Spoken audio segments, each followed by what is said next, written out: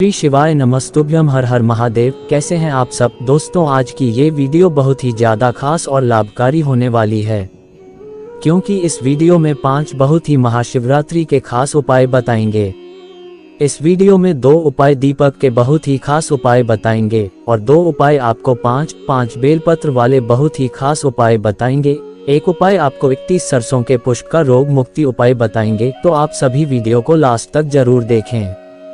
जैसा कि आप सभी जानते हैं कि 8 मार्च को साल की सबसे बड़ी महाशिवरात्रि है और इस वर्ष की महाशिवरात्रि बहुत ही खास है, क्योंकि 300 वर्षों बाद इस महाशिवरात्रि पर दिव्य और दुर्लभ योग का निर्माण हो रहा है।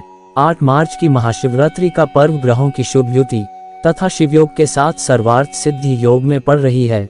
शास्त्रों की गणना के अनुसार महाशिवरात्रि पर इस प्रकार के शुभ योग व शुभ ग्रहों की स्थिति 300 वर्षों में सिर्फ 1 या 2 बार ही आते हैं। अगर आप इस दुर्लभ संयोग में भगवान शिव की पूजा आराधना करते हैं तो आपको पूजा का फल शीघ्र प्राप्त होता है। इस बार की महाशिवरात्रि पर शुक्रवार के पूरे दिन श्रवण नक्षत्र रहेगा। इसके उपरांत धनिष्ठा नक्षत्र, शिवयोग, कर्करण तथा मकर राशि के चंद्रमा की साक्षी रहेगी। वहीं कुंभ राशि में सूर्य, शनि, बुध की युति का संबंध रहेगा। जब नक्षत्र योग और ग्रहण की स्थिति केंद्र त्रिकोण के संबंध में बन जाती है तो इस शिवरात्रि का महत्व और भी ज्यादा खास हो जाता है। इस महाशिवरात्रि को शिव और शक्ति के मिलन की रात का पर्व माना जाता है। महाशिवरात्रि की रात में आध्यात्मिक शक्तियां जागृत होती हैं। गुरु जी ने महाशिवरात्रि के लगभग 28 से 30 उपाय बताए हैं। अभी तक लगभग 15 उपाय बता चुके हैं। दोस्तों, ये वीडियो का पार्ट है।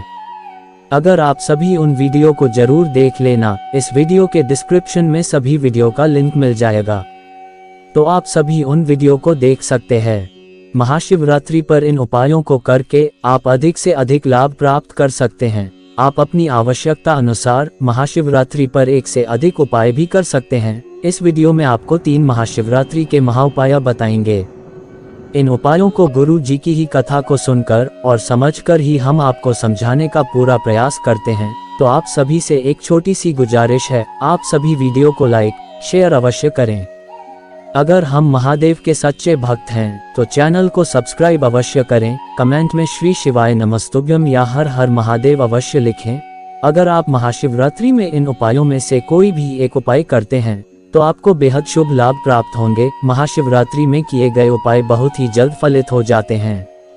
अगर आप महादेव को प्रसन्न करना चाहते हैं तो आप महाशिवरात्रि में इनमें से कोई एक विशेष उपाय जरूर करें।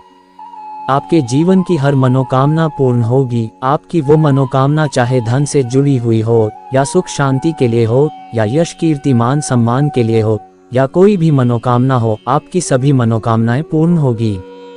दोस्तों, पहला जो ये उपाय है, ये उपाय धन प्राप्ति हेतु बहुत ही ज्यादा लाभकारी उपाय है। गुरु जी ने कहा है कि शुक्रवार के दिन महाशिवरात्रि पड़ रही है और माँ लक्ष्मी को प्रसन्न करने का सबसे अच्छा दिन शुक्रवार का होता है। अगर आप एक दीपक शुक्रवार को यानी कि महाशिवरात्रि को गोधूली बेला के समय दीपक को जलाकर अपने घर में रख देते हैं तो आपको कभी धन संपदा की कमी नहीं होगी। आपके घर में माँ लक्ष्मी आगमन होगा। अगर आप चाहते हैं कि आपके घर में माँ लक्ष्मी का आगमन हो, के घर की दरिद्रता दूर हो जाए, आपके जीवन में धन संपत्ति की कमी ना रहे, तो इस उपाय को आपको महाशिवरात्रि के दिन गोधूली बेला के समय इस दीपक का दीपदान करना है। गोधूली बेला का जो समय होता है वह सूर्यास्त के 15 मिनट बाद का समय होता है और चंद्रोदय के पहले का समय होता है। इसी समय में इस दीपक को जलाकर रखना है। इस उपाय को करने के लिए आपको एक मिट्टी का दीपक लेना है। उस दीपक में आपको एक लंबी बाती लगा देना है और शुद्ध गाय का घी डाल देना है और इस दीपक को अपने घर के मुख्य गेट के बाएं तरफ रख देना है। गुरु जी ने कहा है कि इसी समय पर माँ लक्ष्मी धरती पर भ्रमण के लिए निकलती हैं। अगर आप इस दीपक को जलाकर अपने घर में रखते हैं तो आपके घर में माँ लक्ष्मी का आगमन होगा। दोस्तों, दूसरा जो ये उपाय है, ये उपाय बहुत ही खास उपाय है। गुरु जी ने कहा है, अगर आपके वंश में वृद्धि नहीं हो रही है, आपके धन लक्ष्मी में वृद्धि नहीं हो रही है, आपके घर में सुख शांति नहीं रहती है, आपके घर में सुख शांति का अभाव रहता है या आपका कहीं पैसा अटका हुआ है, आपका पैसा वापस नहीं मिल रहा है, तो इस उपाय को महाशिवरात्रि के दिन करने से आपके वश में वृद्धि होगी, आपके धन लक्ष्मी में वृद्धि होगी, आपके सुख शांति में वृद्धि होगी, आपका अटका हुआ पैसा वापस मिल जाएगा। इस उपाय को करने के लिए आपको एक मिट्टी का दीपक लेना है। उस दीपक में आपको एक लंबी बाती लगा देना है और शुद्ध गाय का घी डाल देना है और आपको एक बेलपत्र लेना है और आपको 5 किसी पीले पुष्प की पंखुड़ियां लेनी है और फिर इन सभी सामग्री को लेकर आप किसी बेलपत्र वृक्ष के पास चले जाएं और फिर बेलपत्र की बीच वाली पत्ती में 5 पीली पुष्प की पंखुड़ियां रख देना है और फिर इस बेलपत्र को बेलपत्र वृक्ष के नीचे रख देना है और उस दीपक को जलाकर इसी बेलपत्र के पास रख देना है। ऐसा करने से आपके वंश में वृद्धि होगी, आपके धन लक्ष्मी में वृद्धि होगी। अगर आपका कहीं पैसा अटका हुआ है तो आपका पैसा वापस मिल जाएगा। दोस्तों, पहला जो ये उपाय है, ये उपाय बहुत ही ज्यादा खास और लाभकारी उपाय है। इस उपाय को करने से आपको हर प्रकार के सुख की प्राप्ति होगी। अगर आपके जीवन में धन संपत्ति की कमी है, आपके घर में पैसों की कमी है, आपके जीवन में धन की बहुत कमी है, आपके घर में सुख शांति नहीं रहती है, आपके घर परिवार में रोग बीमारी की समस्या बनी हुई है, आपके घर परिवार में लड़ाई झगड़े गृह कलेश होते रहते हैं, आपके घर परिवार में बहुत आर्थिक तंगी रहती है, या आपका कोई सपना है, अगर आपको बहुत मेहनत करने के बाद भी आर्थिक तंगी की समस्याओं का सामना करना पड़ रहा है, आप अपना मकान बनाना चाहते हैं, आपके पास एक भी जमीन नहीं है, एक भी प्लांट नहीं है, एक भी मकान नहीं है, आप ठेला लगाते हैं, आप फुटपाथ में सोते हैं, तो इस उपाय को महाशिवरात्रि को करने से अगली महाशिवरात्रि आने तक आपके पास खुद का मकान होगा, खुद का प्लॉट होगा, खुद का वाहन होगा। अगर आप इस उपाय को महाशिवरात्रि के दिन सच्चे मन से करते हैं तो आपको हर सुख की प्राप्ति होगी। ये उपाय बहुत ही ज्यादा लाभकारी उपाय है। इस उपाय को करने के लिए आपको एक तांबे का लोटा लेना है। उस तांबे के लोटे में आपको अपने घर का शुद्ध जल भर लेना है और आपको 5 कमल गट्टे लेने हैं और आपको 5 बेलपत्र लेना है। बेलपत्र कहीं से कटे फटे ना हो और बेलपत्र में कहीं भी छेद ना हो।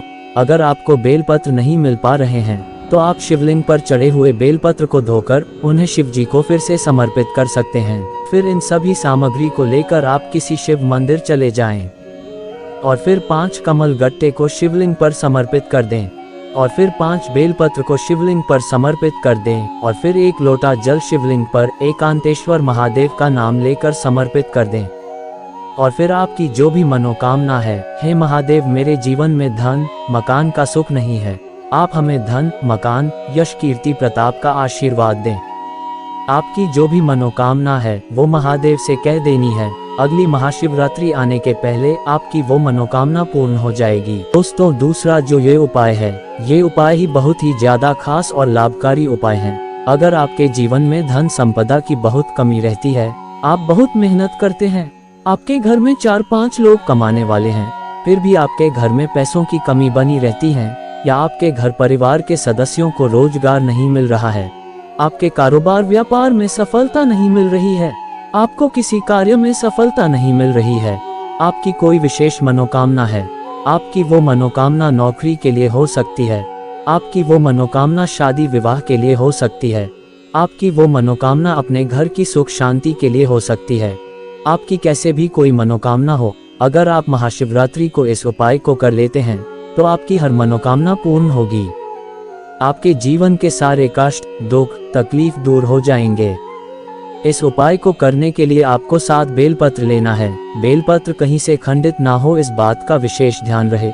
अगर आपको बेलपत्र नहीं मिल पा रहे हैं तो आप शिवलिंग पर चढ़े हुए बेलपत्र को शुद्ध जल से धोकर उन्हें शिव जी को फिर से समर्पित कर सकते हैं और आपको केसर का चंदन बना लेना है। अगर आपको केसर नहीं मिल पा रहे हैं तो आप लाल अष्टगंध ले लें। अष्टगंध में केसर मिला हुआ होता है। और फिर इन सभी सामग्री को लेकर आप किसी शिव मंदिर चले जाएं और अपना फेस उत्तर दिशा यानी कि नॉर्थ दिशा की ओर करके शिवलिंग के पास बैठ जाएं और फिर इन 7 बेलपत्र की ऊपर वाली पत्ती में इसी अष्टगंध से ओम लिख देना है या 7 बेलपत्र में लिख दे और नीचे की एक पट्टी में गणेश जी के नाम की बिंदी लगा देना है और एक पत्ती में आपको रिद्धि सिद्धि के नाम की एक बिंदी लगा देना है और फिर 7 बेलपत्र को माता अशोक सुंदरी को समर्पित कर देना है। बेलपत्र इस तरह से समर्पित करना है कि जिस तरफ आपने चंदन लगाया है वो शिवलिंग के तरफ हो और बेलपत्र की डंडी जलाधारी की ओर हो और फिर आपकी जो भी मनोकामना है आपकी मनोकामना धन से जुड़ी है या नौकरी से जुड़ी है, वो महादेव से कह देनी है। और फिर एक बेलपत्र को लेकर अपने घर आ जाना है और किसी पौराणिक ग्रंथ में इस बेलपत्र को रख देना है। ऐसा करने से अगली महाशिवरात्रि तक आपकी हर मनोकामना पूर्ण हो जाएगी।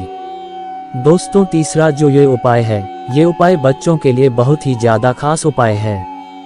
अगर आपके बच्चे पढ़ने में बहुत कमजोर हैं या आपके बच्चों का पढ़ाई में मन नहीं लगता है, आप उनसे पढ़ने के लिए कह देते हैं तो आपके बच्चे रोने लगते हैं, या आपके घर के बड़े बच्चे किसी एग्जाम की तैयारी कर रहे हैं, बहुत मेहनत कर रहे हैं, फिर भी उनका एग्जाम नहीं निकल पाता है या एग्जाम निकल जाता है और किसी कारण से उसका सिलेक्शन नहीं हो पाता है, तो इस उपाय को उस बच्चे के हाथों से महाशिवरात्रि के दिन करवा लेना है। उस बच्चों की नौकरी बहुत जल्द लग जाएगी और जो बच्चे आपकी बात नहीं मानते हैं, वे बच्चे आपकी हर बात मानेंगे। जो बच्चे आपके पढ़ाई में कमजोर हैं, वे बच्चे पढ़ाई में बहुत अच्छे हो जाएंगे। आपके बच्चों का पढ़ाई में बहुत मन लगने लगेगा। आपके बच्चे बहुत होशियार हो जाएंगे। आपके बच्चे कभी कोई गलत काम नहीं करेंगे। आपके बच्चों के मान सम्मान में वृद्धि होगी। आपके बच्चों को सौभाग्य प्राप्ति का आशीर्वाद प्राप्त होगा।